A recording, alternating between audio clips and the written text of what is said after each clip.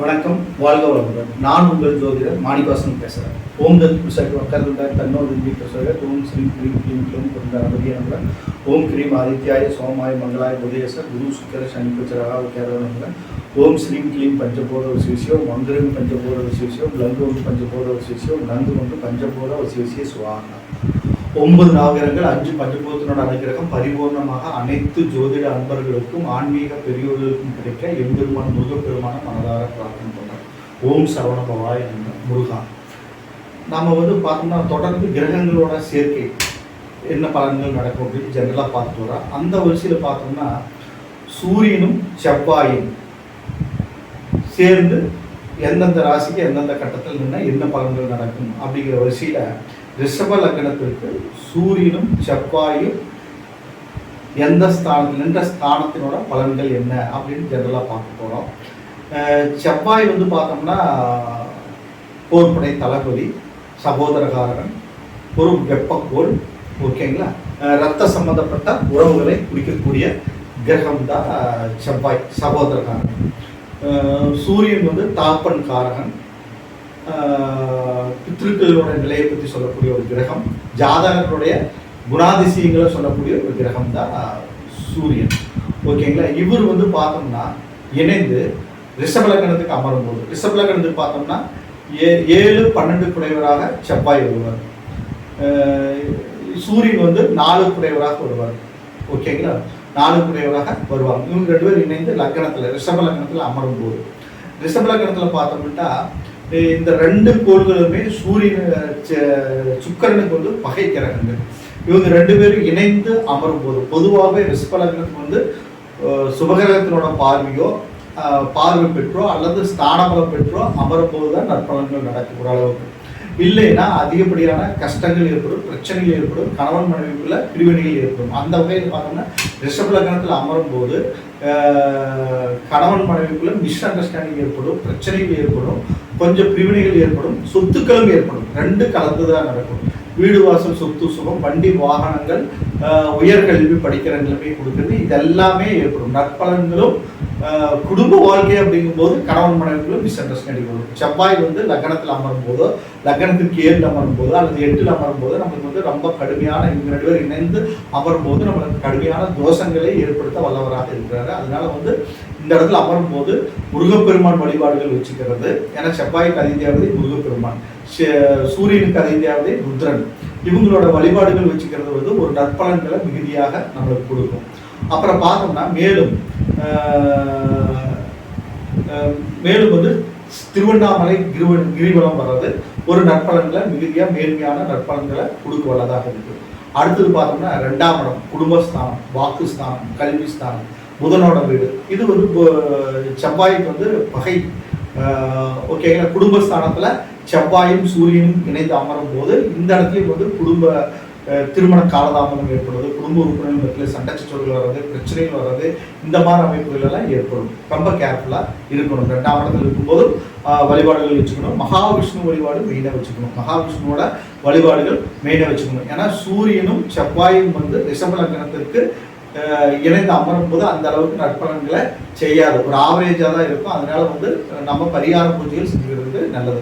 சூரிய நாராயண் கோயில், சிவன் வழிபாடு, முருகப்பெருமானோட வழிபாடுகள் வச்சுக்கிறது நற்பலன்களை தரும். அடுத்தது 3ஆம் இடம் தைரிய வீரிய வெற்றி ஸ்தானம். இந்த இடத்துல அமரும் போது சந்திரனோட வீடு கடகம். இந்த இடத்துல அமரும் போது ஓரளவுக்கு நற்பலன் நடக்க அதிக வாய்ப்புகள் உண்டு.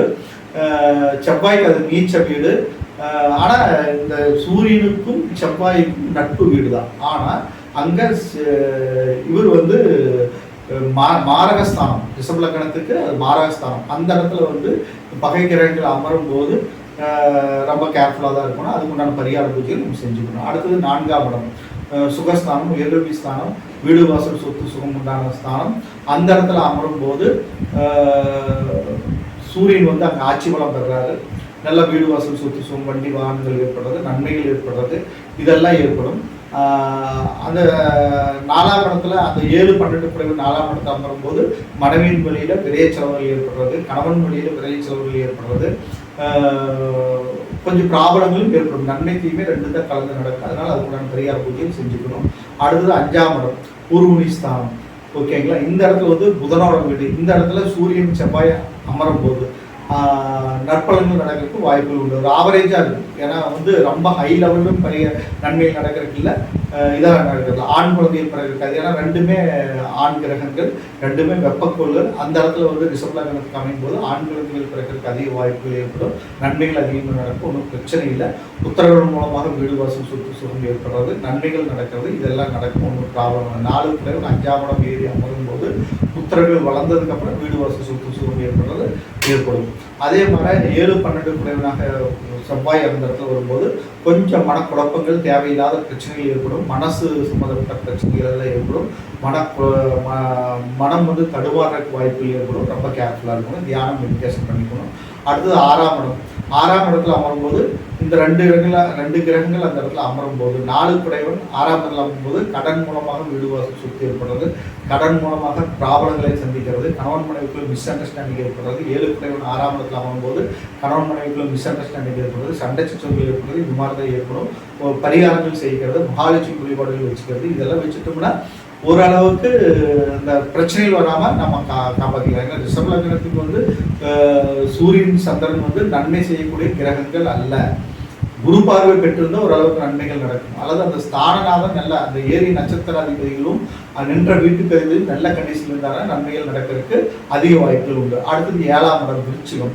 அந்த இடத்துல செவ்வாயும் 4 குடைவனும் இணைந்து அமரும் போது 7, 12 குடைய செவ்வாய் அங்கே ஆட்சி பலம் பெறாரு. 4 குடைவன் அவரோட சேர்ந்து அமரும் போது ஒரு ஆவரேஜான நற்பலன்கள் நடக்கிறதுக்கு வாய்ப்புகள் உண்டு. பரிகார பூஜைகள் செஞ்சுக்கணும். கொஞ்சம் திருமண தடைகள் ஏற்படும், திருமண தாமதங்கள் ஏற்படும்.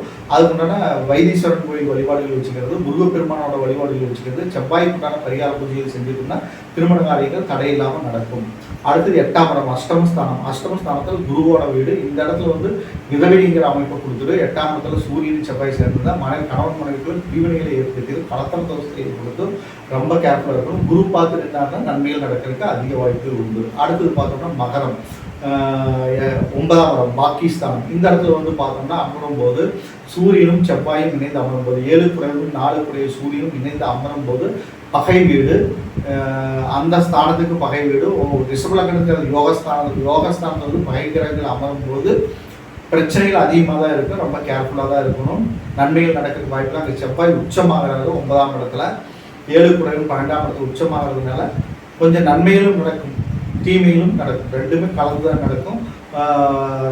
தனக்கு வரக்கூடிய ஃபேர் அது வந்து ரொம்ப கோபம் அதிகமாக இருக்கும், கோபம் அதிகமாக படுவாங்க. இவருக்கும் சண்டைகள் அதிகமாக ஏற்படும். அதாவது சண்டை சச்சரவுகள் மூலமாக பிரிவினை பிரச்சனைகள் ஏற்படும், ரொம்ப கேர்ஃபுல்லாக இருக்கும். அடுத்து பார்த்தோம்னா 10ஆம் இடம் தொழில் ஸ்தானம், ஜீவனஸ்தானம். இந்த இடத்துல சனீஸ்வர பகவானோட வீடு தான். சனீஸ்வரனோட பார்வையோ அஸ்விகிரகத்தினோட பார்வையோ பெற்றிருந்ததுன்னா தொழில் மூலமாக பிரச்சனை போராட்டங்கள் ஏற்படும். பரிகார பூஜைகள் செஞ்சுக்கிறது நல்லது. சனீஸ்வர பகவான் திருநள்ளாறு வழிபாடுகள் வச்சுக்கிறது, சூரிய நாராயண கோயில் வழிபாடு வச்சுக்கிறது, வைத்தீஸ்வரன் கோயில் வழிபாடுகள் வச்சுக்கிறதெல்லாம் ஒரு நற்பலன்களை மீதியாக அளிக்கிறது தொழில் மூலமாக. இல்லை அப்படின்னா அந்த ஸ்தானாதிபதியை 10ஆம் இடத்துல நின்று 4 சூரியன் வந்து 4ஆம் இடத்தையே பார்க்கறது, அந்த இடத்துல தொழில் பலம் பெறும், தாப்புனாருக்கு பலம் கிடைக்கும். இந்த மாதிரி ஒரு அமைப்பு தான். நல்ல அனுகூலமான ஒரு உச்ச பலனையே கொடுக்க வல்லதாக இருந்தாலும் சனீஸ்வர பகவானோட வீடாக இருக்கிறதுனால அது அதாவது பகை கிரகங்களோட பார்வை பெற்றிருந்ததுன்னா பிரச்சனைகள் அதிகமாக இருக்கும், ரொம்ப கேர்ஃபுல்லாக இருக்கும். அடுத்தது பார்த்தோம்னா விரயங்கள் தொழில் மூலமாக விரைய செலவு ஒரு ஏன்னா செவ்வாய் சேனல்ல 2 கலந்துதான் நடக்கும். அடுத்து பார்த்தோம்னா 11ஆம் இடம் லாபஸ்தானம்.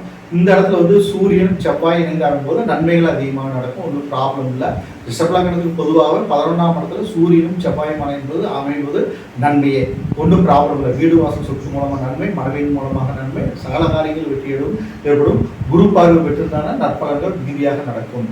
மீனத்தில் அமரும் போது மட்டும் நன்மைகள் அதிகமாக நடக்கும், ஒன்றும் ப்ராப்ளம் இல்லை, சூப்பராக இருக்குது, எந்த ப்ராப்ளமும் இல்லை. 11ஆம் இடத்துல எந்த கிரகங்களாலும் நன்மைங்கிறபடி இவங்க 7 குடையவனும் 4 குடையவனும் 7, 12 குடைய செவ்வாயும் 4 குடைய சூரியனும் இணைந்து 11ஆம் இடத்துல அமர்வது நன்மை தான், ஒன்றும் பிரச்சனை கிடையாது. அடுத்தது 12ஆம் இடம் விரயஸ்தானம். இந்த இடத்துல அமரும் போது விரையாதிபதி விரயஸ்தானத்தில் அமைவது விபரீத ராஜயோகம்ங்கிற ஒரு அமைப்புக்குள்ள வந்துடும். ஆனால் காலதாமத திருமணத்தை ஏற்படும், காலதாமத திருமணங்கள் ஏற்படும். 12ஆம் இடத்துல செவ்வாய் நின்றால் அந்த கட்டில் சுகம்ங்கிறது வந்து தடைபடும், அது வந்து லேட்டாக தான் கல்யாணம் நடக்கும். அதே 4 குடைவன் சுகஸ்தானாதிபதி சேர்ந்து அந்த இடத்துல நிற்கும் போது அது கிடைக்காம போகிற கூட வாய்ப்புகள் ஏற்பட்டுரும். அதனால அதுக்குண்டான முறையான வழிபாடுகள் செய்கிறது, செவ்வாய் முருகப்பெருமானுக்கு உண்டான வழிபாடுகளும் சூரியனுக்கு உண்டான வழிபாடுகளும் வச்சுக்கிறது நற்பலன்களை மிகுதியாக அளித்தரும். இப்போ பார்த்தோம்னா ரிஷபலக்கணத்திற்கு லக்னம் முதல் 12 ஸ்தானங்களிலும் சூரியன் செவ்வாய் என்ற பொதுவான ஜென்ரலான பலாபலங்களை பார்த்துருக்குறோம். இது வந்து பொதுவானது தான். உங்களுடைய ஜாதகத்தில் குரு பார்வை பெற்று அமர்ந்திருக்கிறாங்களா, அல்லது நின்ற ஸ்தானாதிபதி நல்ல கண்டிஷன் இருக்கிறாங்க, நின்ற ஸ்தானாதிபதியை குரு பார்க்குறாங்களா, ஏரி நட்சத்திரம் நல்ல ஸ்தானத்தில் அமர்ந்திருக்கிறாங்களா, அந்த நட்சத்திர ஸ்தானாதிபதி குரு பார்வை பெற்றிருக்கிறாங்களா, சுபகிரகத்தோட சேர்க்கையோடு இருக்கிறாங்களாங்கிறத பொறுத்து பலன்கள் மாறுபடும். அதே போல் இந்த லக்னாதிபதி சுக்கிரன் வந்து கெட்டு போகாமல் நல்ல கண்டிஷனில் இருந்தால் இதனால் செவ்வாயினால் ஏற்படக்கூடிய தோஷங்கள்லாம் போறதுக்கு மிகப்பெரிய வாய்ப்புகள் இருக்கும். செவ்வாய் பொதுவாகவே 2, 4, 7, 8, 12 இந்த ஸ்தானங்கள் அமர்வது செவ்வாய் தோஷம். லக்னத்தில் அமர்ந்தாலும் செவ்வாய் தோஷம் தான். ஓகேங்களா? அது ரிஷபலக்கணத்தின் போது கடுமையான பாதிப்புகளை ஏற்படுத்துவார் செவ்வாய். நான் பொதுவாக ஜென்ரலாக சொல்லிட்டு வந்துட்டேன். ஆனால் உண்மையிலுமே பார்த்தோம்னா செவ்வாய் வந்து ரிஷபலக்கணத்துக்கு கடுமையான தோஷத்தை இந்த ஸ்தானங்கள் நான் சொன்ன 2, 4, 7, 8, 12 லக்னம் இந்த ஸ்தானங்களில் அமரும் போது கடுமையான தோஷத்தை தர வல்லவர். அதை வந்து குரு பார்த்து இருந்தாலோ, அதை நின்ற ஸ்தானாதிபதி நல்ல கண்டிஷன் இருந்தாலோ அந்த செவ்வாய் தோஷத்தினால் ஏற்படக்கூடிய கெடுபலன்கள் குறைந்து நற்பலன்கள் நடக்கும். மேலும் வந்து பார்த்தோம்னா முருகப்பெருமானோட 6 படை வீடுகள் தரிசனம் பண்ணுறது, ரெண்டாவது வந்து பார்த்தோம்னா திருவண்ணாமலை கிரிவலம் வர்றது, சிவபெருமானோட வழிபாடுகள் வச்சுக்கிறதெல்லாம் ஒரு அற்புதமான மேன்மையான பலாபலங்களை தரும். என்னிடத்துல ஜாதகம் பார்க்கணும், பிரச்சனை பார்க்கணும், திருமணம் பொருத்தம் பார்க்கணும், வாஸ்து பார்க்கணும்னு என் நம்பருக்கு நீங்கள் கான்டாக்ட் பண்ணுங்கள். வணக்கம், வாழ்க வளமுடன்.